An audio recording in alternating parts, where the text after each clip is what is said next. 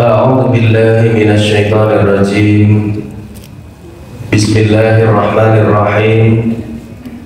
رضينا بالله ربا وبالإسلام دينا وبمحمد نبيا ورسولا ربنا زدنا علما وارزقنا فهما ربنا اشرح لنا صدورنا ويسر لنا أمورنا واحلل عقدة من ألسنتنا يفقهوا أقوالنا سبحانك لا علم لنا إلا ما علمتنا إنك أنت العليم الحكيم. فأحييكم تحية إسلامية وتحية الإسلام هي السلام. السلام عليكم ورحمة الله وبركاته.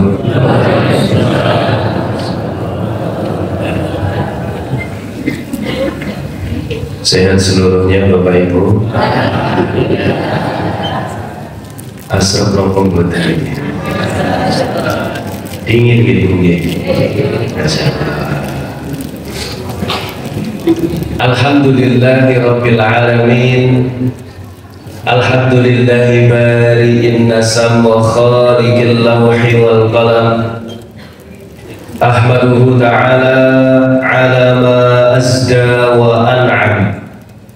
Wa ashhadu anna nabiyyana Muhammadan abdullah wa rasuluhu al-hadi ila sabilil aqwam. Alhamdulillahilladzi bi ni'matihi tatimmus shalihat wa bi taufiqihi tatahaqqaqul ghayat. Wa huwa alladzi ja'ala hadhihi ad-dunya daral imtihanat wa tajribat wa ja'ala al-akhirata daral ni'am wal malakat. Asyhadu an la ilaha illallah wahdahu la syarika lah wa asyhadu anna nabiyyana Muhammadan abduhu wa rasuluhu la nabiyya wa la rasula ba'da. Amma ba'du fa ya ibadallah, usikum wa iyaya nafsi bitaqwallahi azza wa jalla. Haitsu qala tabaraka wa ta'ala fi kitabihil karim, a'udzu billahi minasy syaithanir rajim. Wa may yattaqillaha yaj'al lahu makhraja wa yarzuqhu min haitsu la yahtasib. Wa may yatawakkal 'ala Allahi fa huwa hasbuh. Amma ba'du. Bapak-bapak dan ibu-ibu sekalian yang insya Allah selalu berada dalam naungan dan hidayah Allah, marilah kita mulai terlebih dahulu silaturahim kita pada pagi hari ini, kajian kita pada kesempatan kali ini dengan memanjatkan rasa syukur kita yang tidak henti-hentinya kepada satu-satunya zat yang pantas untuk kita syukuri, tidak lain tidak bukan adalah Allah Subhanahu wa ta'ala. Dialah Allah yang masih berkenan untuk memberikan kepada kita kehidupan. Dialah Allah yang masih berkenan untuk memberikan kepada kita nikmatnya iman dan nikmatnya Islam. Dialah Allah yang masih berkenan untuk memberikan kepada kita kemampuan untuk berjalan. Dialah Allah yang masih memberikan kepada kita begitu banyak sekali nikmat-nikmatnya yang bahkan kalau kita hitung satu persatu tidak akan bisa. Maka satu-satunya cara kita berterima kasih dan berbalas budi kepada Allah adalah dengan bersyukur. Alhamdulillahirabbil alamin. Salah satu bentuk rasa syukurnya adalah dengan hadirnya bapak-bapak dan ibu-ibu pada kesempatan pagi hari ini di dalam kajian kita yang alhamdulillah sudah rutin kita laksanakan setiap hari Sabtu ini insyaallah. Ini kalau asrop sangat ibu bapaknya kok urut ditembus. Kenapa kok mau menembus dinginnya pagi, saya tanya bapak ibu. Padahal kita mau aja mau minum beliau lah. Penak-penak mawon sih Pak mungkin ibu-ibu nyeduh teh mungkin, kemudian duduk saja di rumah sambil nonton TV bercengkrama dengan anak cucu atau nyiram tanaman gitu mungkin kan sakit-sakit mau. Tapi kenapa bapak ibu sekalian mau kesini?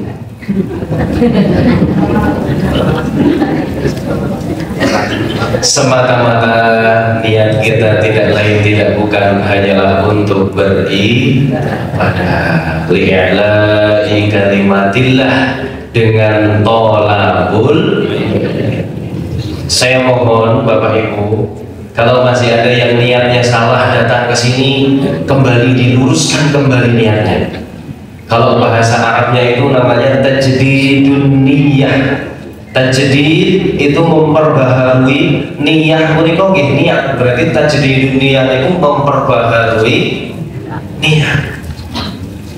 Kalau yang kesini ada kata roti, terlalu remeh sepertinya. Kalau niat tidak ada itu ya.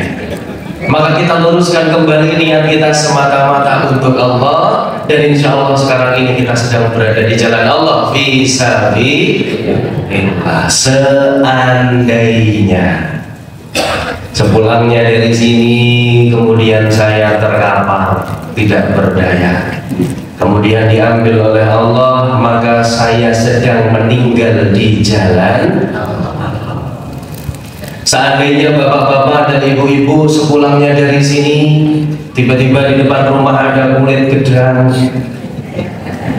kepleset Jawa, dipundut kalian Gusti Allah, berarti meninggalnya di jalan. Sungguh indah sekali bagaimana kondisi kita meninggal apabila di jalan Allah. Purun lo buatan? Purun? Estil purun?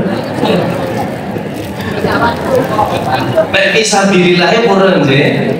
Nek kulit gedangnya betul. Allahu a'lam bishawab. Kita tidak pernah tahu Bapak Ibu kapan, di mana, dan bagaimana kita akan kembali. Yang kita tahu adalah mempersiapkan bagaimana cara kembali yang terbaik pada Allah. Saya ingin membahas itu sebelumnya, tapi sebelum itu kita bersolawat ke atas Nabi Muhammad dulu ya.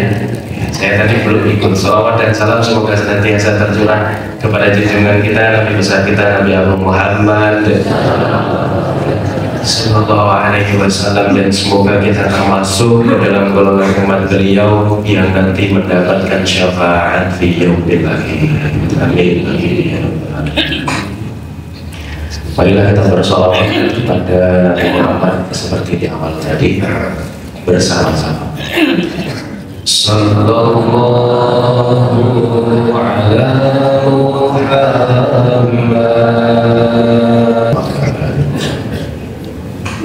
Semoga kita semua dapat berjumpa dengan baginda Nabi Muhammad Sallallahu Alaihi Wasallam. Seandainya manusia tahu akan ada negeri indah bernama surga, niscaya lantunan azan adalah nada yang ingin didengar setiap harinya. Seandainya manusia tahu ada negeri indah bernama surga, niscaya kening akan tenggelam dalam sujud sedikit lebih lama. Seandainya manusia tahu ada negeri indah bernama surga, niscaya anak-anak yatim tersenyum bahagia karena mereka hidup sejahtera. Seandainya manusia tahu ada negeri indah bernama surga, niscaya kotak infak tanpa berputar pun akan penuh dengan sendirinya. Seandainya manusia tahu ada negeri indah bernama surga, niscaya kajian-kajian seperti ini sudah penuh dipenuhi oleh kaum-kaum manusia. Tapi sayang, belum banyak manusia yang tahu bahwasanya walal akhiratu khairul laka minal ula. Ada suatu negeri yang lebih indah kata Allah dibandingkan apa yang sedang kamu rasakan saat ini. Kebanyakan manusia hanya berpegang pada suatu ayat wala tansa nasibaka minad dunya, dan janganlah kamu melupakan kehidupan dunia. Memang betul, kita jangan sampai melupakan kehidupan dunia kita, tapi jangan lupa juga bahwasanya suatu saat nanti kita pasti akan pulang dan kembali. 3 hari yang lalu teman saya diambil oleh Allah. Innalillahi wa inna ilaihi raji'un. Teman akrab saya di pondok dulu dan beberapa waktu lalu masih sering chattingan. Bahkan yang membuatkan CV saya untuk pengajuan beasiswa itu beliau ini yang sudah meninggal ini. Sepantaran dengan saya, sudah menikah, dikaruniai 2 anak kembar, putra dan putri, belum ada 1 tahun usianya, masih kecil, masih baru. Ya Allah. Tiba malam hari itu saya dapat kabar, langsung kaget saya. Ternyata beliau almarhum pulang dari kerja, kemudian kecelakaan dan meninggal dunia. Saya teringat dengan suatu hadis Nabi bahwasanya jika ada seseorang di antara kita yang keluar mencari nafkah untuk keluarganya, ataupun untuk istrinya, ataupun untuk anak-anaknya, ataupun untuk dirinya sendiri bahkan, maka sesungguhnya dia sedang berada di jalan. Maka kita doakan semoga sahabat saya tadi meninggal dalam keadaan husnul khotimah. Amin amin ya rabbal. Dan 2 hari yang lalu saya juga kecelakaan. Alhamdulillah masih bisa berjumpa dengan Bapak Ibu. Kepleset saya Pak. Ternyata ada solar tumpah di jalan. Lunyung gitu, kemudian jebrok, kemudian saya buka berita, ternyata nggak cuma saya yang jatuh, banyak. Tapi sekali saya pernah kecelakaan hampir mati Bapak Ibu. Pernah saya ceritakan nih? Oh belum? Pernah? Ada yang ingat, ada yang tidak ingat. Pernah mungkin di jamaah lain kali ya. Di sini sudah belum sih? Oh, saya pernah 1 kali kecelakaan itu hampir saja Bu di pundut kalian ya Allah. Ketika itu jam 1 malam kecelatakaannya di tol Caruban Madiun. Bapak Ibu bisa bayangkan kalau kecelakaan di tol itu 80% kurang lebih meninggal. Karena di tol apa ada yang 40 km per jam Pak? Buatan paling tidak 80, 100 km per jam. Di tol itu minimal kalau tidak 80, 100 km per jam, itu pun tidak terasa. Ketika itu saya sudah punya firasat Bapak Ibu, dari Isya itu saya sudah tidak tenang. Jadi hati saya bergejolak luar biasa. Setelah sholat Isya saya wudhu lagi. Setelah wudhu saya wudhu lagi sampai 2 kali saya ulangi wudhu setelah sholat. Barulah kemudian di wudhu yang terakhir itu saya bilang seperti ini, ya Allah, seandainya ini wudhu yang terakhir, ya sudah tidak apa-apa. Saya bilang seperti itu dalam hati. Kemudian saya masuk ke mobil Suzuki R3, saya masih ingat. Masuk, saya nyopir nggak mau. Saya duduk di paling belakang pojok kanan, di pojok kanan belakang. Teman-teman saya sudah masuk semua, saya nggak mau cerita apa-apa, terus pokoknya turun. Karena nggak tenang perasaan saya. Wes lewat tol Caruban Madiun, bangun-bangun saya jam 1 sampai setengah 2 pagi. Saya kaget ternyata saya sudah berada di kolong truk. Jadi saya bangun, mobil saya ternyata masuk ke bawah kolong truk lewat belakang. Bapak Ibu tahu kolong truk tronton ya, yang dulu gede itu. Nah mobil saya itu ternyata masuk lewat belakangnya Pak. Wah masuk seperti itu. Kemudian terbawa beberapa meter. Setelah terbawa beberapa meter, alhamdulillah bisa lepas. Tapi truknya mungkin karena tidak mau kena masalah, dan sebetulnya yang salah kita juga, karena kita yang nabrak. Truknya pergi bablas, akhirnya mobilnya sudah ringsek. Di situ hal yang pertama kali saya lakukan seperti ini Bapak Ibu. Apa yang kira-kira saya? Saya mau ngecek masih hidup apa enggak. Ya Allah saya seperti ini. Oh, masih hidup ternyata. Saya bergegas sambil HP, kemudian saya nyalakan flash. Saya berusaha keluar, nendang pintu sebelah kiri, teman-teman saya ngojek di depan sudah agak parah. Kemudian saya keluar, saya nyalakan flash di belakang mobil saya seperti ini, pakai flash HP center Ibu. Tolong us, seperti di sinetron Bapak Ibu. Tolong. Wes, tidak ada yang mau berhenti. Akhirnya ada satu mobil kecil Honda Jazz kalau tidak salah, ketika itu sudah lewat, tapi balik lagi, mundur lagi. Akhirnya teman-teman saya ditumpaki semua. Kemudian dalam keheningan malam itu tinggal saya bersama bangkai mobilnya. Ada satu teman saya. Kemudian saya seperti ini, ya Allah, ternyata kematian itu sangat amat dekat sekali dengan kita. Dekat sekali. Kematian itu di hadapan kita. dan sewaktu-waktu bisa menjemput mendatangi kita. Tapi kadang-kala kita baru sadar ketika sudah disentil sama Allah seperti itu. Ternyata kematian itu dekat denganmu, tabrakan berat dan lain sebagainya. Saya cek Bapak Ibu dari ujung rambut sampai ujung kaki, semuanya saya cek. Kata Allah, kok tidak ada yang lecet, tidak ada yang memar sama sekali. Dan saya ingat, ya Allah, saya tadi wudu sebelum berjalan. Jadi mungkin bisa jadi kata Allah karena Allah, dan mungkin biwasilati karena wudu saya tadi itu Allah berkenan untuk lebih melindungi saya. Satu, atau paling tidak kalau saya diambil ketika itu, paling tidak saya dalam keadaan yang suci. Jadi sampai sekarang saya kalau mau pergi-pergi itu selalu diusahakan dalam keadaan sudah berwudu seperti itu.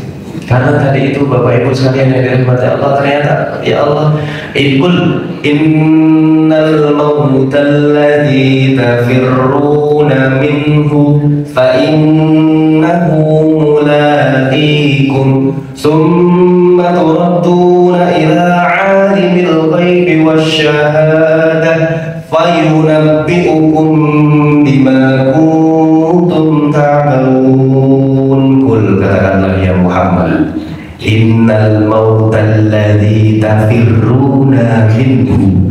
Ini bahasa Qur'annya indah sekali. Sesungguhnya kematian yang kamu itu lari daripadanya, kata Allah seperti itu. Fa innahu mulaqikum. Mau kamu lari sejauh apa? Sesungguhnya kematian itu yang akan datang sendiri menemui kamu. Dalam surat Al-Jumu'ah itu ada seperti itu. Summa turadduna ila 'alimil ghaibi wasyahadah. Kemudian suatu saat nanti kamu akan dikembalikan kepada zat yang mengetahui hal-hal gaib, zat yang mengetahui hal-hal yang terlihat. Fayunabbi'ukum, kemudian kamu akan dikabarkan bima kuntum ta'malun, atas apa yang sudah kamu lakukan selama hidup di dunia. Maka tidak bisa sedikit pun kita ini menghindar dari kematian, sedikit pun tidak bisa. Maka kata Rasul itu nanti weling kepada kita seperti ini Bapak Ibu, aksiru zikro hadhimil ladzat, perbanyaklah kalian itu mengingat tentang pemutus segala kenikmatan dunia. Apa pemutus segala kenikmatan dunia itu? Kematian. Maka perbanyaklah mengingat tentang itu, kata Rasul. Kalau minta mati boleh atau tidak? Tidak boleh. Bahkan mencoba untuk mati, nyuwun sewu, enten tiang pados tani kemudian digantung, mengalungkan lehernya seperti itu, boleh atau tidak? Tidak boleh. Enten tiang pados tower menek terus benaknya terdur asal nek melompat buatan asa. Ada orang mencari racun kemudian diminum untuk mati. Sejatinya itu tidak menyelesaikan masalah. Orang yang seperti itu Bapak Ibu mungkin menganggap bahwasannya setelah ini masalah sudah selesai, utang lunas. Apa masalah dengan atasan, masalah dengan keluarga, masalah dengan silaturahim, apapun itu sudah selesai karena saya sudah tidak ada. Dia tidak tahu bahwasanya sejatinya itu adalah awal mula dari masalah yang lebih besar. Karena di neraka orang-orang yang bunuh diri sudah dijanjikan dia akan mengulangi hal yang sama berulang kali selama-lamanya di neraka. Dalam hadis Nabi jelas, apabila ada orang yang naik ke atas gunung kemudian melompat, nanti di neraka dia akan mengulang-ulanginya selamanya. Jadi munggah, melompat, munggah, melompat sampai dirinya betul-betul hancur. Barang siapa ada orang yang memotong tangannya, maka dia akan seperti itu terus selama-lamanya. Maka Bapak Ibu, kalau semisal ada, tapi insya Allah tidak ada yang terbersit untuk melakukan hal yang sedemikian rupa, jangan sampai. Jangan. Pernah ada yang mau seperti itu? Ampun gitu. Ini kok tiba-tiba cari tali, nek ngencang itu betul apa-apa. Nek ngencang apa dewe ampun. Karena itu tadi, mau tidak kita cari, suatu saat nanti pasti kita akan kembali kepada Allah. Ada hadis Nabi Bapak Ibu, lumayan panjang tapi sedikit saya singkat saja. Ketika itu Nabi dan para sahabat mengantarkan salah satu jenazah dari kaum Ansor. Kaum Ansor itu temannya kaum Muhajirin. Kalau Muhajir itu yang berhijrah dari Makkah menuju Madinah, kalau Ansor itu yang sudah berada di Madinah. Ketika itu Rasul memakamkan salah seorang dari kaum Ansor. Kemudian setelah itu Rasul duduk di sekitar makamnya, dan bersamaan dengan itu pula para sahabat yang lain juga duduk mengitari Rasulullah. Kemudian Rasul di tengah keheningan, bahkan bahasanya itu sampai-sampai ketika ada burung hinggap di atas kami itu tidak terasa, istilahnya seperti itu. Jadi saking heningnya suasana ketika itu digambarkan dengan begitu. Kemudian Rasul mengambil kayu, kemudian berkata seperti ini kepada para sahabatnya, mintalah perlindungan kalian kepada Allah dari siksa kubur. Satu kali, berulang kali, mintalah kalian kepada Allah perlindungan dari siksa kubur. Bahkan Rasul sampai mengulanginya 3 kali, mintalah kalian kepada Allah perlindungan dari siksa kubur. Karena nanti ketika manusia meninggal dunia, Rasul masih melanjutkan hadisnya, seorang mukmin itu kalau meninggal dunia dia dalam keadaan yang baik, tenang. Agak panjang saya ringkas, intinya seperti ini. Malaikat dari langit itu datang membawa kain kafan bersama dengan wangi-wangian. Kemudian datang bersamaan pula dengan itu malaikat pencabut nyawa. Sinten asmane ku Bapak?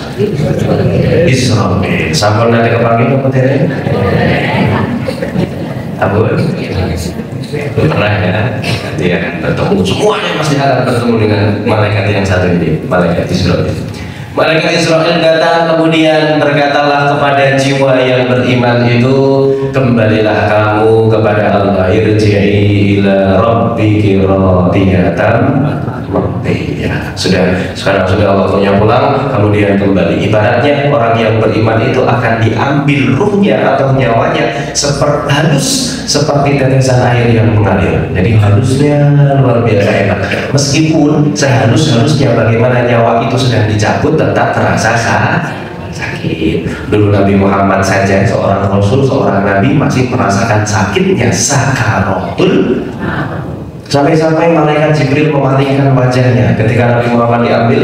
Malaikat Jibril boten purun maresani, jijikah engkau Jibril? Kata Jibril, siapa yang tega melihat kekasih Allah sedang diambil nyawanya? Sakitnya seperti itu sakaratul maut. Maka bagaimana kemudian rohnya diambil, langsung diambil oleh malaikat-malaikat, dibawa menuju langit dan melintasi beberapa pintu langit.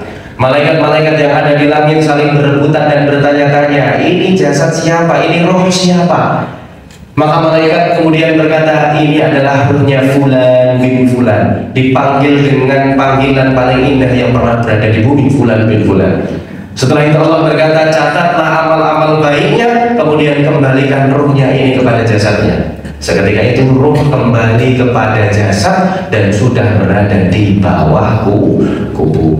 Barulah di bawah situ Bapak Ibu kita nanti akan didudukkan oleh 2 malaikat yang menerangkan. Berapa ruangan kita nanti di sana Bapak Ibu ukurannya? Pinten Pak ya?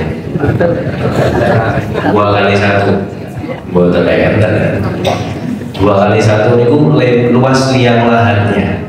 Tapi kalau kita yang akan kita tempati itu tidak 2 kali 1. Pinter Mas, ojo aneh mawon, gitu? Iya, hanya sudutnya dari 2 kali 1. 2 kali 1 terlalu lebar. Ini aku sakit molet-molet, Bapak Ibu, 2 kali 1. Tapi yang kita tempati bukan 2 kali 1-nya, hanya di sudutnya saja. Bapak-bapak yang sering ikut memakamkan, salah satu sunnah jadi bapak-bapak, idza mata fattabi'u. Hakul muslim kepada muslim yang lain itu, kalau ada yang mati maka diikuti atau diantarkan sampai ke pemakamannya.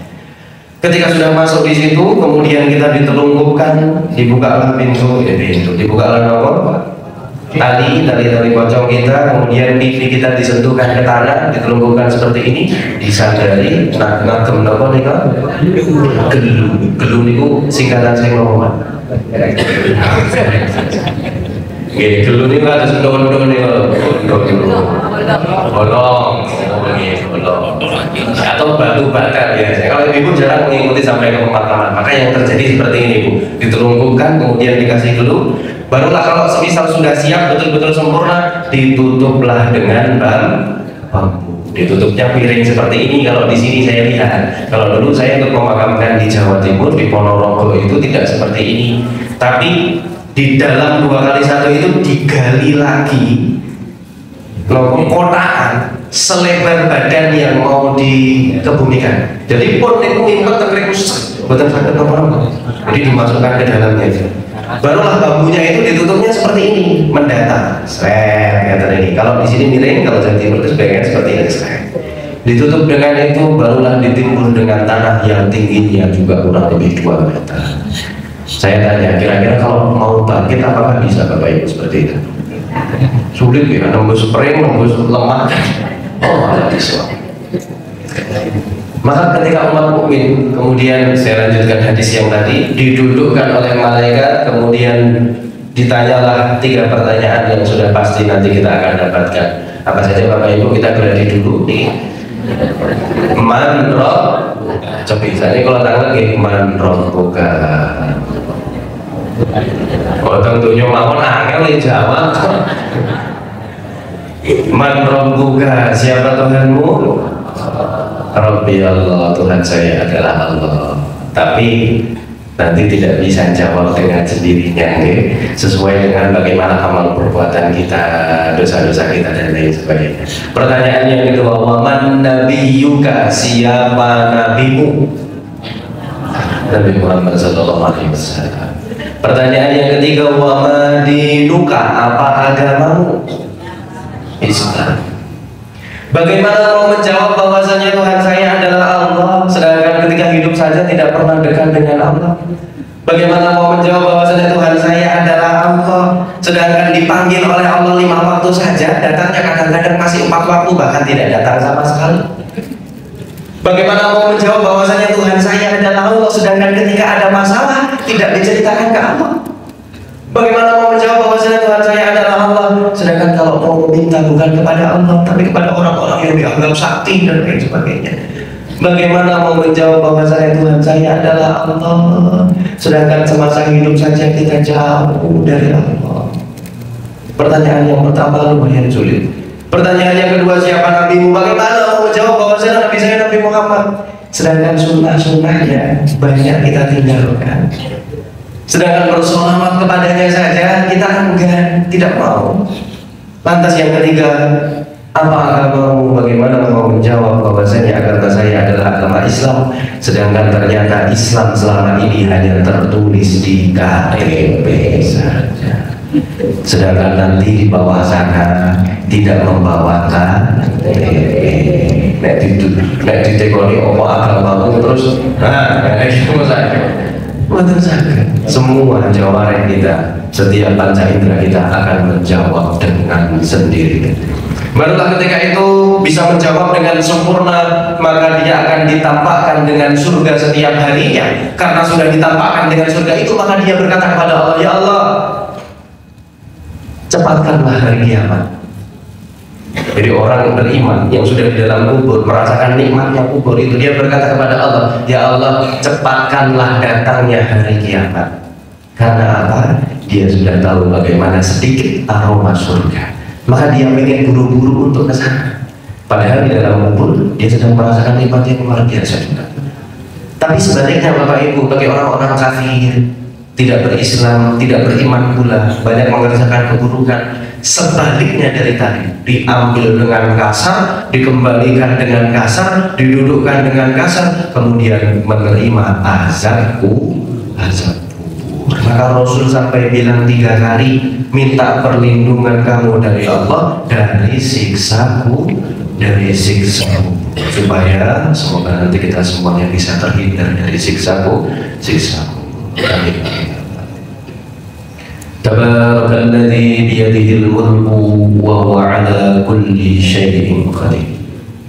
Alladzi khalaqal mauta wal hayata liyabluwakum ayyukum ahsanu amala wa huwal azizul ghafur.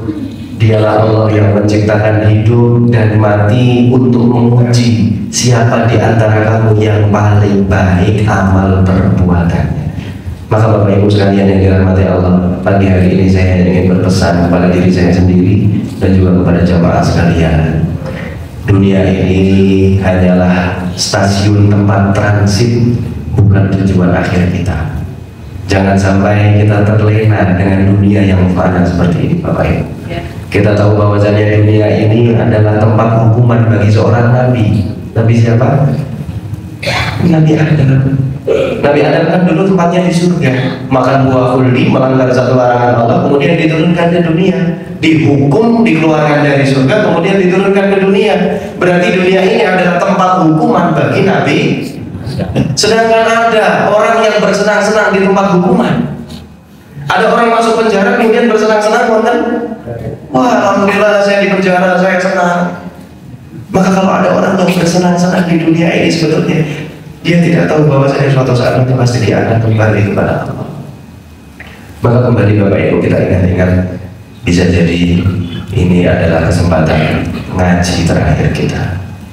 Bisa jadi ini adalah kesempatan saya terakhir untuk isi di sini, karena 35 hari lagi tidak ada yang tahu. Bisa jadi tadi pagi sholat subuh adalah sholat subuh terakhir kita. Bisa jadi matahari yang kita lihat pagi hari ini adalah jatah matahari terakhir di hidup kita. Maka kata beberapa pepatah Arab, "I'mal lidunyaka ka'annaka ta'ishu 'amalan wa'mal li akhiratika ka'annaka tamutu ghadan." Kalau berbuat untuk dunia itu anggap besok masih hidup. Ibu-ibu, bapak-bapak bekerja, anggap bahwasannya saya besok masih hidup, jadi lebih semangat dalam bekerja. Tapi kalau untuk urusan akhirat, sebaliknya, anggap bahwasannya besok sudah mati. Ya Allah, bisa jadi sholat zuhur nanti adalah zuhur terakhir saya, maka saya usahakan saya melaksanakan sholat tersebut dengan khusyuk. Bapak dan Ibu sekalian yang dirahmati Allah Subhanahu wa Ta'ala, tidak banyak kiranya yang bisa saya sampaikan pada kesempatan pagi hari ini. Ini kalau mimik kalian asal mau buatan telas.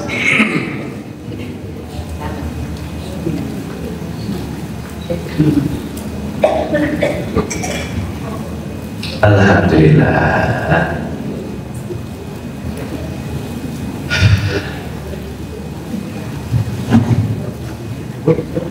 Maka kurang lebih Bapak Ibu sekalian, ini yang bisa kita bahas pada kesempatan pagi hari ini. Semoga kita seluruhnya diwafatkan dalam keadaan yang husnul khotimah. Amin, amin ya rabbal alamin. Marilah kita tutup bersama kajian pada kesempatan pagi hari ini dengan berdoa pada Allah Subhanahu wa Ta'ala. Sebelum itu saya beri kesempatan Bapak Ibu yang mau menghabiskan tehnya atau dahar rotinya buat lomba-lomba, silahkan saya berikan kesempatan kali ini.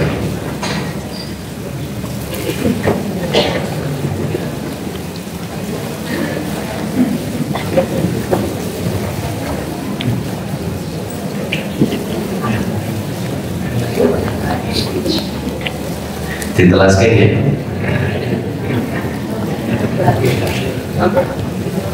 Kalau ada orang tua sedang nyuapin anaknya, kemudian bilang, ini berkahin yang ini.